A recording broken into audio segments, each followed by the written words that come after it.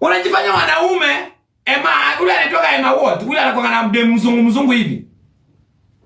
Anaitwa Emma Ward. Emma Shir. Emma sisi upe ule demu mimba ndio tukuamini kwa tunajifanya wewe ni wanaume sana.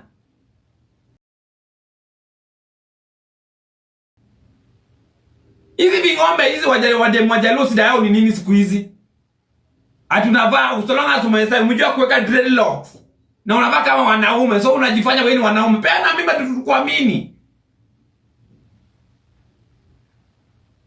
Hizi videmu za wajalusi da yao siku hizi ni nini?